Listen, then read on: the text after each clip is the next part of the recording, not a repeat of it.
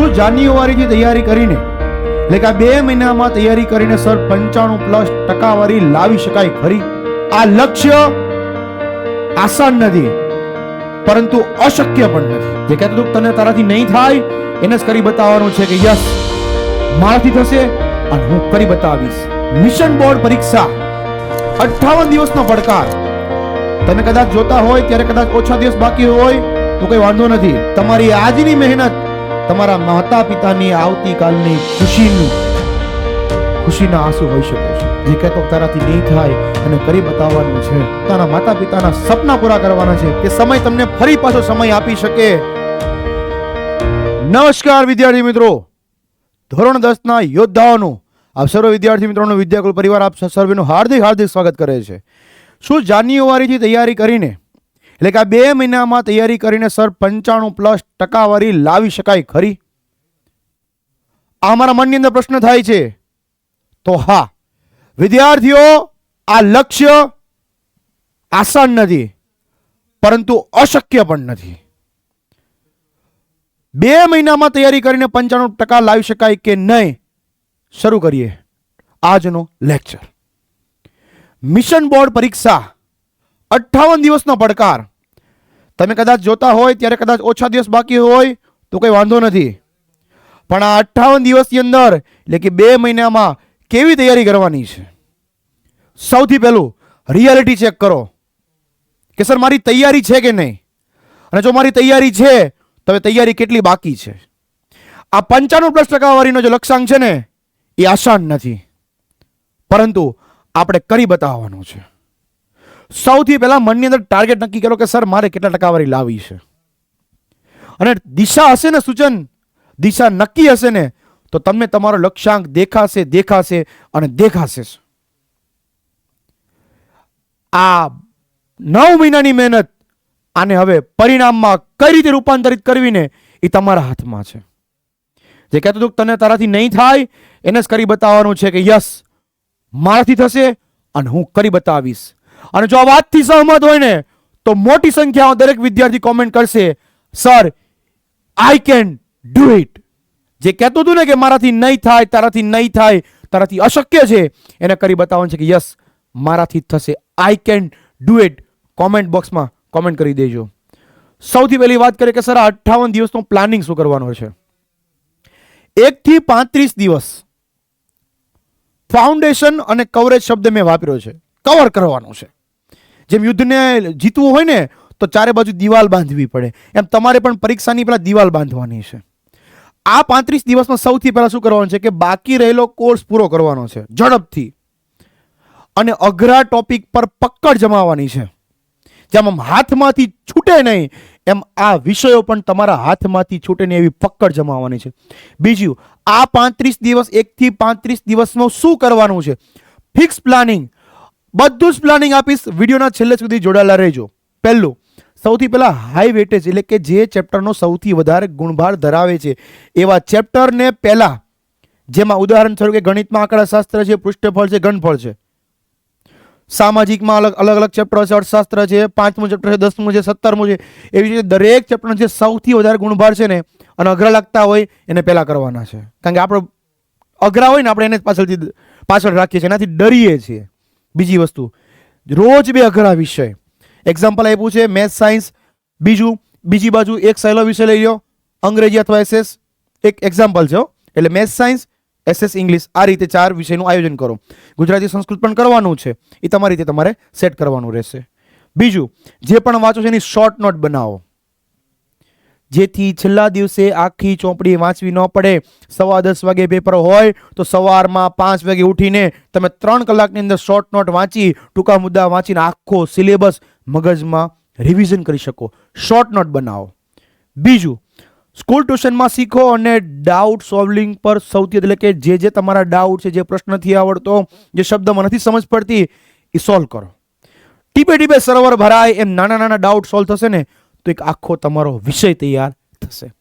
Tip કે 35 દિવસમાં જે કોઈ ટોપિક ન સમજાય તો તેને છોડશો નહીં, શિક્ષકને પૂછો, કારણ કે આ પછી નવું શીખવાનો સમય નહીં મળે. આ 35 દિવસમાં જે શીખી ગયા એ શીખી ગયા, પછી અન્ય કઈ વસ્તુ નવી મળવાની નથી. 1 થી 35 દિવસ. નેક્સ્ટ, પરીક્ષા પહેલાની પરીક્ષા, બે વાર પરીક્ષા. હા, કેમ સર આમ? 36 દિવસથી 50 દિવસમાં તમારે શું કરવાનું રહેશે? પહેલું, પેપર લખવાની સ્પીડ વધારવાની છે. જાતે પેપર લખો, એને ચેક કરો કે મેં કેટલી ભૂલ કરી છે. રાઉન્ડ કરો, શું મારું પેપર ગણિત, વિજ્ઞાન, સામાજિક વિજ્ઞાન, અંગ્રેજી, ગુજરાતી, સંસ્કૃત આ બધા વિષયનું પેપર મારું 3 કલાકમાં પૂરું થઈ જાય છે? જો નથી થતું તો જોવો કે કયા વિભાગમાં તમે વધુ સમય કાઢો છો. બીજું, આના માટે શું કરવાનું રહેશે કે ભાઈ હવે વાંચવાનું ઓછું ને લખવાનું વધારે રાખો. લખવાનું એટલે બધું લખવાનું નહીં, ટૂંકા મુદ્દા લખવાના. 3 વખતનું વાંચન બરાબર 1 વખતનું લેખન, એવું લેખકો કહે છે. 3 વાર વાંચો એના કરતાં એક નાનકડો મુદ્દો લખી નાખો, તમને યાદ વધારે રહેશે. બીજું, કંટાળો નહીં આવે. રોજ એક ફૂલ લેન્થ 3 કલાકનું પેપર લખવાનું છે. રોજ એક પેપર લખવાની પ્રેક્ટિસ પાડો. કારણ કે ઘણી વખત કેવું થાય કે વિદ્યાર્થીને આવડતું હોય પણ પરીક્ષામાં હાથ દુખવા લાગે છે. એટલે લખવાની પ્રેક્ટિસ છોડવાની નથી.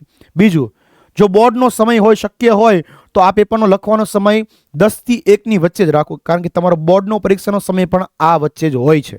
એટલે મગજ તમારું એ પ્રમાણે તમારું સેટ થઈ જશે. ત્રીજું, સ્વમૂલ્યાંકન લખો, સ્વમૂલ્યાંકન કરો. પેપર લખ્યા પછી જાતે ચેક કરો કે કેટલા માર્ક આવ્યા છે અને કેટલા માર્ક કપાયા છે. કેટલી મિસ્ટેક કરો છો? શું પ્રશ્ન છૂટી જાય છે? શું જવાબ યાદ નથી રહેતો? શું મિસ્ટેક થાય છે? આ 3 સવાલ તમારી જાતને પૂછો. ક્યાં અટવાઓ છો, ક્યાં ભૂલ કરો છો, જાતે ચકાસો. અને જે પ્રોબ્લેમ નીકળે છે ને એ પ્રોબ્લેમ તમારા વિષય શિક્ષક સાથે ચર્ચા કરો કે સર મને આ વિષયમાં આ પ્રકારનો પ્રોબ્લેમ છે. બોલે ના બોર વેચાય, આપણી ગુજરાતીમાં કહેવત હતી. જો પૂછશો, પ્રશ્ન પૂછશો તો એનું 100% સમાધાન આવશે ને આવશે. હવે વાત કરીએ કે સર આની એની બેસ્ટ ટિપ્સ શું સર? આ 36 થી 50 દિવસ માટે અમારે જો આ તમને જે ટીપ આપું ને એ ટીપ તમારે ક્યારેય નથી ભૂલવાની. બહુ સમજી વિચારીને ટીપ આપેલી છે. આ ટીપ શું છે કે પેપર લખતી વખતે ફોન બીજા રૂમમાં હોવો જોઈએ, જેનાથી ચોરી પણ કરવાનો વિચાર નહીં આવે. અને બીજું, તમારું ધ્યાનમાં રહેશો. પાણી પીવા ઊભું નથી થવાનું. તો સર પાણી નહીં પીવાનું? પીવાનું. પાણીની બોટલ સાથે રાખીને વાંચો, કોણ ના પાડે છે? પણ પાણી પી આવું, કોઈક આવ્યું છે મળી આવું, આ કામ પતાવી આવું, નાનું કામ છે. નાના કામથી ભેગું કરશો ને તો આખો દિવસમાં સમય પસાર થઈ જશે. આવી બધી આદતનો છોડો. નાની આદતને છોડશો, પરિણામમાં બહુ મોટો ફેર પડશે. સર આવું બધું ના હોય. ટોપર કહે છે, હું નથી કહેતો. આ 15 દિવસ તમારી જાતને એક રૂમમાં પરીક્ષા કેન્દ્ર તરીકે વાતાવરણ આપો. એ ફિક્સ જગ્યા કરી દો કે આ જગ્યા પર બેસીને રોજ વાંચીશ.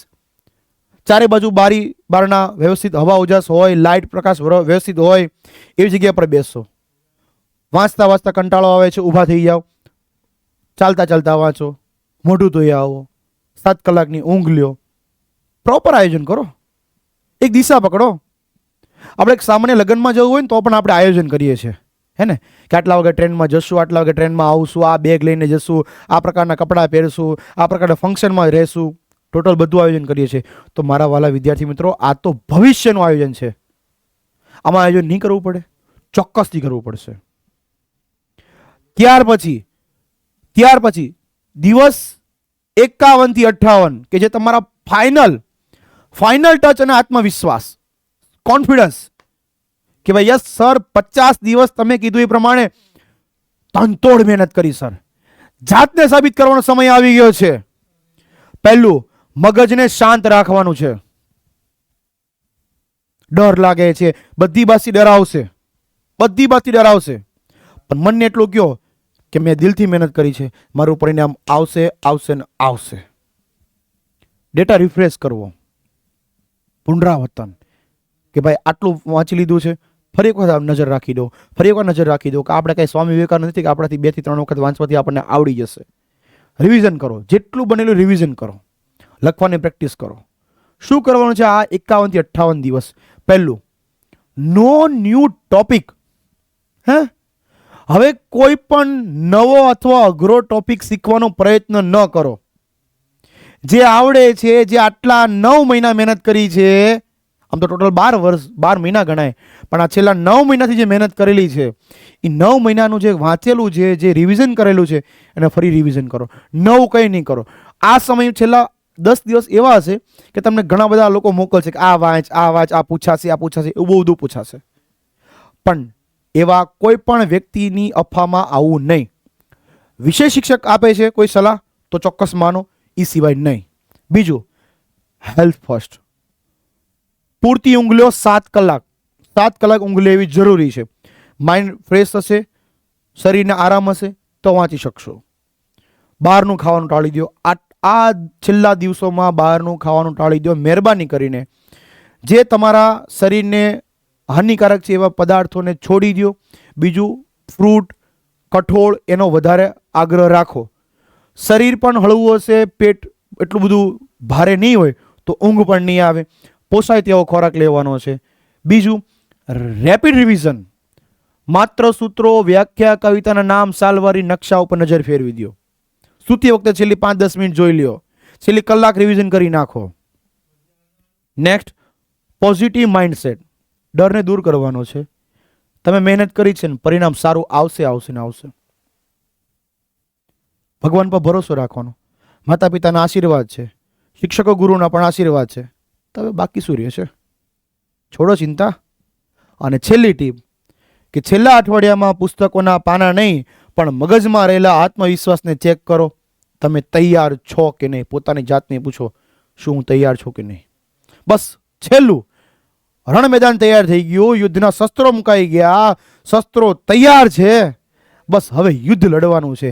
એમ 3 કલાક પેપર આપવાનું છે. છેલ્લા 3 કલાક પેપર આપવાનું છે અને ભવિષ્ય આપણું આ પેપર તમારું ભવિષ્ય નક્કી કરે છે.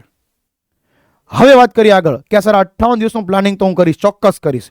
તમે જ્યારે વિડીયો જોવો છો ત્યારે 58 દિવસ બાકી નથી તો એ પ્રમાણે સેટ કરી દો. પણ બને ત્યાં સુધી ફિક્સ આયોજન કરી દો. નેક્સ્ટ વાત કરીએ તો વિષય વાઇઝ ગુરુ મંત્ર. ગણિત અને વિજ્ઞાનમાં વાંચવું નહીં, લખીને તૈયાર કરવું. રોજ 2 કલાક.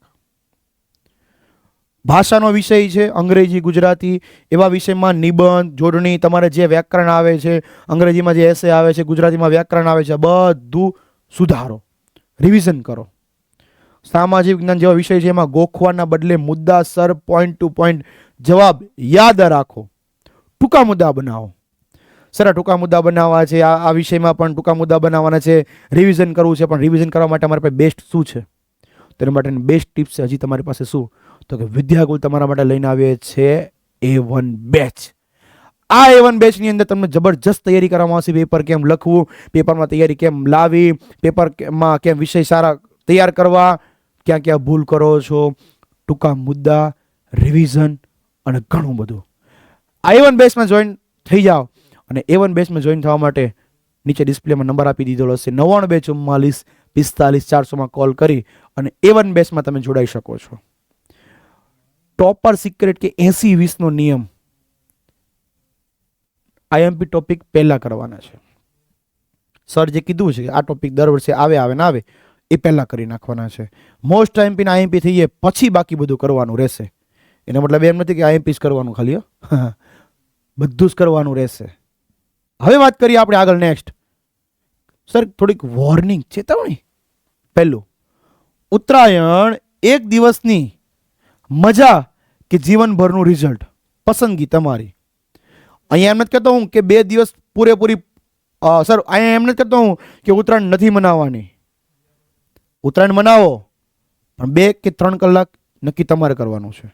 આખો દિવસ પતંગ ચગાવશો તો 2 દિવસ તમારા બગડી જશે. બીજી વાત, આળસ. સવારે એલાર્મથી નહીં પણ તમારા લક્ષ્યથી જાગો. મનમાં નક્કી કરો કે જિંદગીમાં કંઈ પણ થઈ જાય 95+ લાવવા છે, A1 લાવો છે ને લાવો છે. મગજમાં નક્કી હશે ને તો એલાર્મની કોઈ જરૂર પડશે નહીં. પણ એલાર્મ મૂકજો પાછા. હા. ત્રીજું, સોશિયલ મીડિયા રીલ્સ જોવાથી માર્ક નહીં વધે. બિનજરૂરી સમય બગાડવાનું બંધ કરો. હા, ભણવાનું કરો છો, મોબાઈલનો ઉપયોગ કરો છો, એમાં કોઈ વાંધો નથી. ભણો છો, હાથમાં બુક છે, ઘરે બધાને ખબર જ પડે કે ભાઈ આ બુક લઈને બેઠો છે, મોબાઈલ લઈને બેઠો એટલે કંઈ આમાંથી લખે છે, વાંચે છે. પણ બિનજરૂરી સમય બરબાદ બંધ કરો. કેમ?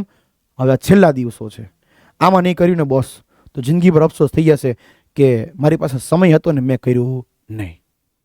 નેક્સ્ટ વાત કરીએ ડેલી રૂટીન. આ હું તમને ટાઈમ ટેબલ બનાવી આપું છું. આમાં તમારે કંઈ પણ પ્રકારની અડચણ હોય તો તમે તમારી રીતે સેટ કરી શકો છો. 5 થી 7 સવારે 2.5 કલાક સુધી અઘરા વિષયનું વાંચન અને રિવિઝન કરો, કારણ કે આ સમય ફ્રેશનેસનો સમય હોય છે અને આ વિષયમાં અઘરા વિષયો તમને વધુ યાદ રહી શકે છે એટલા માટે. ત્યાર પછી 7:30 થી 8:30 તમે બ્રેક, નાસ્તો, સ્નાન, તમે જે રિફ્રેશમેન્ટ હોય તમારું જે કોઈ વસ્તુ હોય.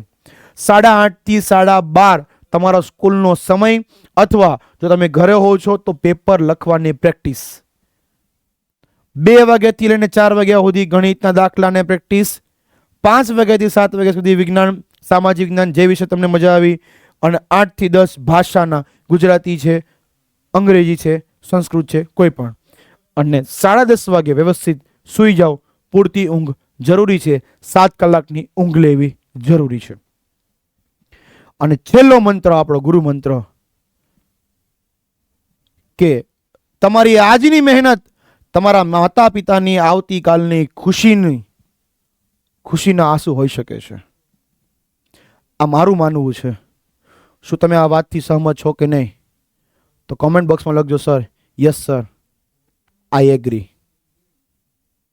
કારણ કે એક સરસ મજાનું વાક્ય છે કે સમય પાસે એટલો પણ સમય નથી કે સમય તમને ફરી પાછો સમય આપી શકે.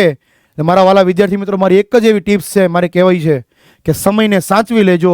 સમય તમને અવશ્ય સાચવી લેશે. જે કહેતો તારાથી નહીં થાય એને કરી બતાવવાનું છે. જે કહેતો તો તારાથી નહીં થાય એને કરી બતાવવાનું છે. પોતાના માતા પિતાના સપના પૂરા કરવાના છે, પોતાના સપના પૂરા કરવાના છે, પોતે કંઈક કરી બતાવવાનું છે. અને આ બોર્ડના વર્ષને જિંદગીભર યાદ રહી જાય એવી મહેનત કરવાની છે. આ સાથે આ લેક્ચરને આપું છું વિરામ. ફરી મળીશું નવા ટોપિક, નવા MP સાથે. ત્યાં સુધી હું પાર્થ જાની આપને ઓછીથી વિદાય લો. Bye, thank you very much. અને આ વિડીયો તમને કેવો લાગ્યો છે, અને હા, ખાસ કંઈક સૂચન કેવું હોય તો પણ કહી શકો છો કોમેન્ટ બોક્સની અંદર. પણ આ ખાસ વિડીયો તમને કેવો લાગ્યો છે, દરેક વિદ્યાર્થીએ કે કોમેન્ટ કરીને કહેજો કે આ વિડીયો તમને કેવો લાગ્યો છે. Thank you very much. Best of luck.